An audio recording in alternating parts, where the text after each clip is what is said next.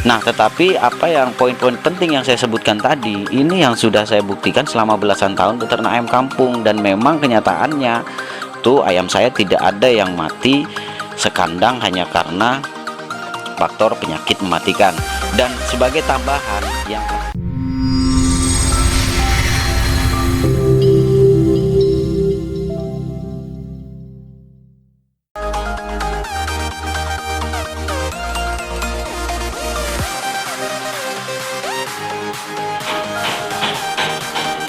Assalamualaikum warahmatullahi wabarakatuh. Selamat pagi bosku. Kembali lagi bersama saya di sini, SEO Bakal Peternak, dan di video kali ini saya akan bersharing tentang cara mengantisipasi atau cara mengatasi penyakit mematikan di kandang, agar supaya tujuannya ya sebenarnya saya paham dari ini terkait dengan pertanyaan ini ya. Dan ini hanya salah satu contoh saja, banyak sekali yang menanyakan hal ini, dan hampir rata-rata sahabat bakal peternak, terutama buat yang pemula, itu mengalami ini bos. Adalah kematian massal yang disebabkan oleh virus atau penyakit mematikan ya. Dan biasanya ini tidak butuh waktu lama, paling lama 10 hari itu sudah habis sekandang untuk yang populasi besar. Nah, di video ini saya akan sharing tentang bagaimana cara mengatasinya supaya jangan terjadi penyakit pandemi penyakit mematikan itu di kandang kita. Oke, untuk itu sebelum kita masuk ke materinya, jangan lupa like video ini dan share ke rekan peternak yang lain agar mereka tahu apa yang kita tahu. Oke, cara untuk mengatasi penyakit mematikan di kandang ternak ayam kampung kita ini, yang pertama itu adalah kita menggunakan metode perawatan herbal. Harus herbal bos. Kenapa? Kalau kimia itu bukan perawatan namanya.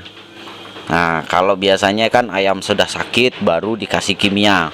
Tetapi yang namanya perawatan itu adalah mencegah sebelum mengobati. Berarti metode perawatan bakal peternak, versi bakal peternak itu adalah menggunakan metode herbal, yaitu menggunakan empon-empon, rempah-rempah, jamu-jamuan. Itu adalah metode kita bos.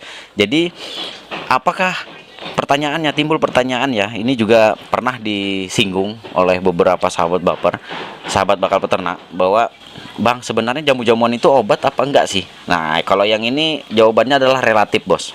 Tetapi umumnya ketika ayam saya bermasalah dengan penyakit, dan ada beberapa contoh di beberapa video yang lewat-lewat, itu saya mempraktikkan menggunakan metode penyembuhan itu dengan herbal. Jadi jawabannya adalah relatif, bisa sampai digunakan untuk perawatan, juga bisa digunakan untuk pengobatan. Oke bosku, jadi yang pertama, yang paling utama adalah menggunakan jamu-jamuan atau herbal. Herbalnya apa saja? Nah, di channel bakal peternak ini ada playlist, sampean klik aja playlistnya, di situ lengkap tentang pengobatan maupun perawatan herbal untuk ternak ayam kampung. Sampean klik aja, sampean nonton aja video-videonya, atau nanti di deskripsi video nanti akan di bawah akan saya tampilkan ya linknya, untuk bisa sampean pelajari tentang bagaimana metode perawatan menggunakan herbal. Jadi perawatan herbal itu banyak macam bos, tetapi khusus di bakal peternak saya hanya menggunakan 4 bahan utama. Dan dari sekian banyak racikan ya, ntar bos, asapnya ngeri. Dari sekian banyak komposisi racikan ya, saya paling sering menggunakan 4 bahan utama ini. Apa saja? Yang pertama adalah jahe. Jahe, atau kalau di saudara-saudara kita di Malaysia sana, di Melayu sana, itu menyebutnya sebagai halia. Jahe ya. Jahe itu manfaatnya banyak sekali bos. Jadi kalau sampai menggunakan metode herbal menggunakan jahe ini, saya yakin ayam sampean itu akan sehat walafiat. Ya, itu yang pertama, menggunakan jahe atau bahasa Melayunya halia. Kemudian yang kedua, menggunakan kunyit ya. Kunyit ini sangat baik. Ini kunyit ini adalah salah satu metode pengobatan atau metode perawatan ternak ayam kampung yang paling mantap pokoknya kalau kunyit ini. Kenapa? Karena kunyit ini kan kalau kita konsumsi atau dikonsumsi ayam ini dalam jangka waktu yang panjang, ini akan melapisi organ pencernaan, bos. Akan melapisi organ pencernaan sehingga virus bakteri yang masuk melalui organ pencernaan itu tidak mudah menyerang ayam. Nih, manfaatnya kunyit nih. Ya. Kemudian yang ketiga, saya menggunakan bawang putih. Nah, seperti yang kita ketahui, bawang putih ini salah satu manfaat terbesarnya adalah mempercepat proses penyembuhan. Oke, bosku, dari sekian banyak manfaat nih, salah satu manfaat terbesarnya adalah mempercepat proses penyembuhan. Kemudian yang terakhir, ini bisa bisa dibilang kategori herbal, juga bisa juga enggak. Saya menambahkannya menggunakan gula merah. Jadi gula merah ini sebagai nutrisi tambahan untuk pelengkap bahan pakan, itu yang pertama manfaat utamanya.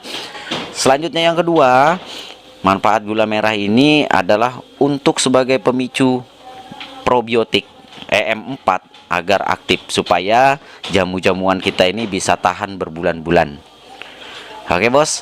Jadi cara agar mengatasi ayam kita terhindar dari penyakit mematikan, gunakanlah perawatan secara herbal. Ya, jadi nggak usah lagi mikir harus ngapain.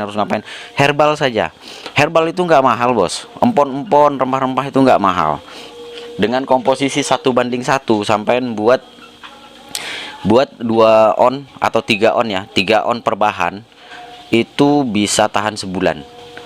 Nah, sampean boleh pemberiannya itu di pakannya. Berikan berapa mililiter gitu kan, untuk campuran bahan pakan, diaduk di pakannya, kemudian diberikan ke ayam. Kenapa tidak diberikan di minumnya? Boleh, tetapi umumnya kalau minumnya ini kan kadang nggak 1 hari habis, sehingga dia mudah basi. Jadi sebaiknya juga saya lebih menyarankannya campurkan ke bahan pakan aja, lebih mudah dicerna, lebih mudah diserap oleh pencernaan ayam.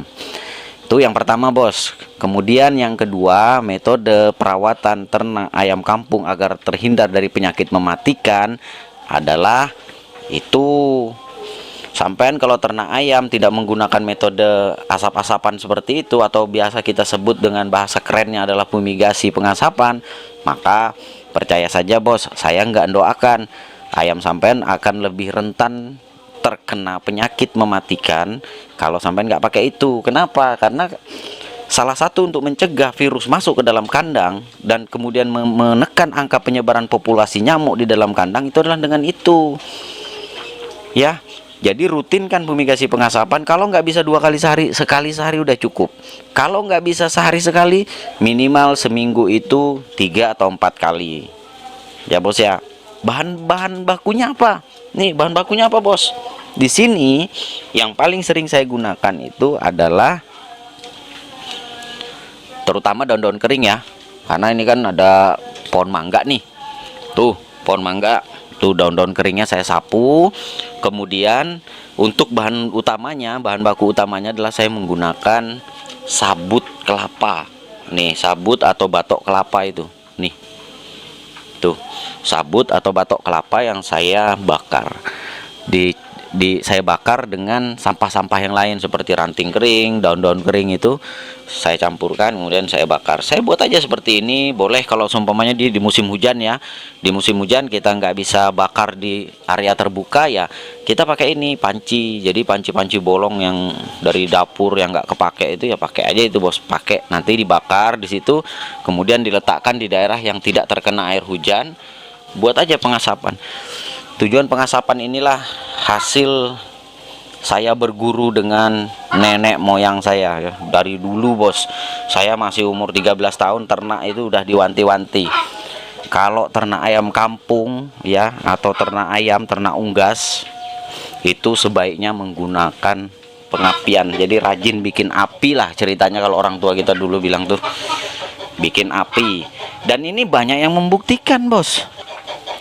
Itu saya nggak pernah kena yang namanya penyakit mematikan yang ibaratnya mati semua, itu ya nggak pernah, bos. Jadi di sini kuncinya adalah fumigasi pengasapan, rajin bikin api itu, bos, kuncinya. Oke, bosku. Kemudian yang ketiga, rajin bersih-bersih kandang. Nah, secara otomatis kalau sampean rajin bakar-bakar seperti itu, anggaplah sampean bakar sampah ya. Secara otomatis kan sampean bersih-bersih kandang nggak? Ya bersih-bersih, Bos. Kemudian nih untuk kotorannya ya, kalau kotorannya semuanya banyak numpuk di bawah-bawah seperti itu, ya disapu. Kalau dia kering ya disapu, kemudian dibakar. Toh bisa jadi kompos, bisa jadi pupuk untuk tanaman. Ya, karena penyebaran bakteri atau media perkembangan bakteri itu justru di kotoran ayam ya, yang mudah memicu amonia dan lain sebagainya, sehingga kandang kita mudah bau, amonia naik, ayam kena senot ya, buta semua ya. Kemudian lagi berikutnya adalah pembersihan wadah pakan dan minum ayam. Ini juga penting banget nih, Bos. Jangan disepelekan, jangan dianggap remeh ya. Ini sih yang kadang saya akuin banyak sahabat bakal peternak atau rekan peternak seluruh Indonesia itu yang mengabaikan hal ini. Capek ya, hari-hari masa cuci terus, hari-hari masa cuci. Ya memang kalau nggak mau nyuci terus setiap hari ya nggak usah ternak. Nih seperti ini nih, Bos, nih dicuci ya kan, nih seperti ini dicuci tuh di sana itu dicuci, dibersihkan ya. Nih itu harus dicuci, Bos. Kalau nggak dicuci ya basi ya, hitungannya itu jadi mudah berkembang bakteri, kemudian nanti diminum ayam ya sama aja, Bos. Terakhir dan yang ini tidak kalah pentingnya, Bos, adalah pakan fermentasi. Salah satu manfaat besar nih dari pakan fermentasi adalah salah satunya menekan angka kematian. Jadi boleh percaya boleh enggak, buat para peternak yang menggunakan pakan fermentasi di peternakannya atau di kandangnya, saya perhatikan nih, pasti rata-rata kematiannya itu kecil, angka kematiannya kecil. Jadi buat sampean yang mungkin dari semua materi bakal peternak di video ini ya, rata-rata sudah diaplikasikan, tapi pada kenyataannya itu penyakit mematikan tetap masuk dalam kandang. Jadi gini, Bos, kalau sampean melakukannya tidak secara disiplin atau tidak konsisten atau berkelanjutan, yang pasti itu ayam sampean tetap mati. Nah, tetapi apa yang poin-poin penting yang saya sebutkan tadi, ini yang sudah saya buktikan selama belasan tahun beternak ayam kampung, dan memang kenyataannya tuh ayam saya tidak ada yang mati sekandang hanya karena faktor penyakit mematikan. Dan sebagai tambahan yang terakhir adalah sanitasi dan biosecurity. Walaupun di poin yang ketiga itu sudah saya sebutkan tentang kebersihan wadah pakan minum adalah bagian dari sanitasi, tetapi di sini saya ingin menambahkan adalah biosecurity. Biosecurity ini apa? Biosecurity ini adalah lalu lintas kandang, lalu lintas manusia dan hewan di sekitar area kandang. Ini penting, Bos, dan ini yang kadang disepelekan. Contoh salah satu yang pernah saya alami nih ya, saya beberapa waktu lalu itu diundang oleh salah satu teman saya di sini, sesama peternak, sekaligus mau konsultasi. Jadi diajaklah saya ke sana. Waktu itu saya berangkat hampir menjelang sore, jadi saya melihat kondisi kandangnya yang boleh dikata miris ya, miris. Dalam satu hari kematian itu hampir 20 ekor per hari, dan rata-rata yang diserang itu adalah ayam-ayam pembesaran. Dan sampai hari ini, sampai video ini rilis, dari total populasi kurang lebih sekitar 500 ekor itu hanya bersisa 20 ekor lebih saja yang mampu survive, sisanya selesai. Nah, masalahnya adalah ketika saya pulang, saya langsung kontak dengan ayam saya di kandang, saya langsung kasih makan dan lain sebagainya. Alhasil yang saya bawa dari kandang teman itu ternyata terpapar di kandang saya. Terpapar di kandang saya, dan tidak menunggu waktu lama, Bos. Sorenya saya kasih makan, besoknya itu sudah ada beberapa ayam saya itu yang mati. Jadi segitu parahnya tentang biosecurity ini, Bos. Jadi biosecurity ini penting sekali. Makanya seluruh peralatan kandang, kemudian sekitar area kandang itu wajib steril. Nah, menggunakan apa sterilnya? Sterilisasi kandang. Saya sudah sebutkan, tidak cukup hanya dengan disapu-sapu seperti ini. Makanya banyak sekali kalangan di video bakal peternak yang komentar, kandang bakal peternak ini selalu bersih dan rapi. Ya iyalah, Bos, karena kita kan mau ayamnya sehat. Kemudian tidak cukup hanya dengan disapu saja, tetapi juga perlu disterilisasi. Menggunakan apa? Sampai boleh menggunakan air sirih tua yang dihaluskan, kemudian cairkan menggunakan air, disaring, kemudian disemprotkan ke seluruh area kandang. Itu yang pertama. Kemudian yang kedua, boleh menggunakan air probiotik. Kalau nggak ngerti air probiotik itu apa? Air probiotik adalah air EM4 plus gula merah yang didiamkan selama 10 menit. Boleh menggunakan E4, boleh menggunakan SOC HCS, boleh menggunakan Nitrobacter TJ atau probiotik yang lain ya. Terus apakah boleh pakai molase, nggak pakai gula merah? Boleh, boleh. Kan tujuannya molase dengan gula merah itu kan kurang lebih sama. Nah, penyemprotan ini wajib dilakukan itu minimal sebulan sekali atau sebulan 2 kali itu minimalnya. Jadi semakin sering semakin bagus. Tujuannya untuk apa ya? Sterilisasi kandang, bos. Kemudian yang ketiga, menggunakan pemutih pakaian. Menggunakan pemutih pakaian dengan takaran dosis 1:9. Semprotkan ke seluruh bagian kandang. Kena ayamnya nggak apa-apa, nggak apa-apa. Oke, bos. Sampai di sini, kalau seumpamanya nih sampai ada yang masih kurang jelas atau ini, silahkan komen di bawah. Kalau umpamanya sempat nanti saya jawab, saya balas. Kalau tidak, kemungkinan nanti akan kita bahas ulang di live streaming bakal peternak. Cuman live streaming kita belum bisa terjadwal dengan baik ya, bos ya. Dikarenakan saya juga waktunya masih terbatas. Kadang pulang dari kantor bisa malam ya kan, tengah malam. Kalaupun saya punya waktu di awal, biasanya udah capek banget ya, jadi langsung istirahat dan tidur. Jadi nggak sempat live streaming lagi. Tetapi ada nanti di waktu-waktu dimana saya senggang, saya pasti live streaming. Oke, bosku.